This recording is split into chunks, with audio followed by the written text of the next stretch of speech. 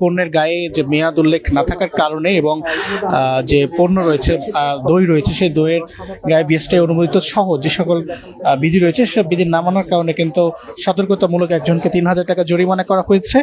ভোক্তা অধিদপ্তর যে নিয়মিত অভিযান পরিচালনা হচ্ছে রমজান মাস উপলক্ষে সেখানে কিন্তু আমরা সে দৃশ্য এই মুহূর্তে দেখতে পাচ্ছি এবং ঠিক এই মুহূর্তে একজন দোকানদারকে ঠিক যে ৩,০০০ টাকা সেই ৩,০০০ টাকা জরিমানা করা হচ্ছে ঠিক কারওয়ান বাজারে।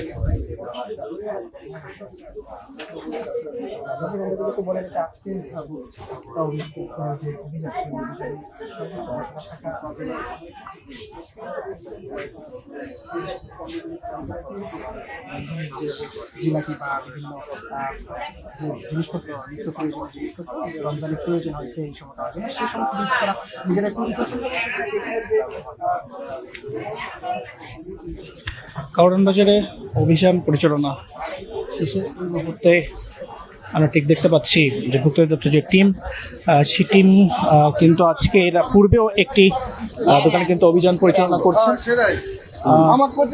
আপু আমরা কথা বলি, আপু কথা বলি।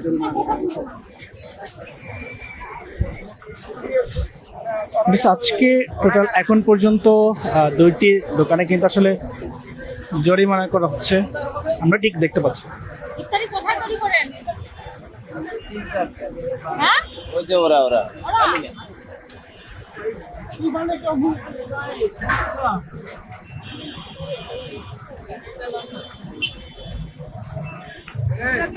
জিলাপি কারিগর কে?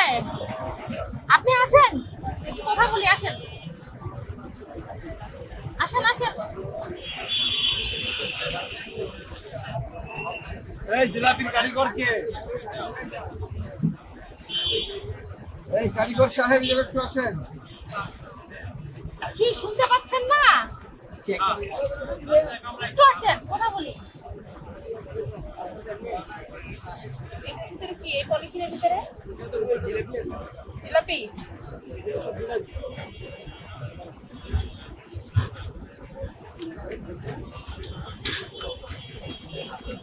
আপনি জিলাপি তৈরি করেন? হ্যাঁ জি। জিলাপিতে কি কি ব্যবহার করেন? জিলাপিতে হ্যাঁ আমরা কিছুই ব্যবহার করি হাইড্রোস একটু ব্যবহার করেন না? না, মানে আমরা আগে মামা রাখি, মামা দিয়ে বাড়ি দিয়ে।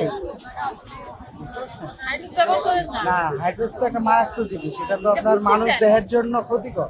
যাক, আপনি বুঝছেন হাইড্রোস কোনোভাবেই ব্যবহার করা যাবে না। আর এই যে খাবারগুলো ঢাকা রাখবেন অবশ্যই, যে দেখেন ম্যাডাম আর একটা মূল্য তালিকা টাঙাই দিবেন। মূল্য তালিকা বুঝেন? বুঝি না, আমরা তো ফুডে তো এই জন্য কি কি আপনি মানে আমরা ফুডে যাই এই জন্য আর কি আমাদের তো না, আপনার মূল্য তালিকা এই যে এখানে টাঙায় রাখবেন, প্রতিদিন হ্যাঁ টাঙায় রাখবেন। মানে জিলাপি কত টাকা কেজি, সবকিছু রেট দিলে আসবে। ঠিক আছে? এবং পরিষ্কার পরিচ্ছন্ন রাখবেন, হাইড্রোস ব্যবহার করবেন না, ঢাকায় রাখবেন, মূল্য তালিকা টাঙায় রাখবেন। ঠিক আছে? যদি এগুলো ব্যত্যয় ঘটে জরিমানা হবে।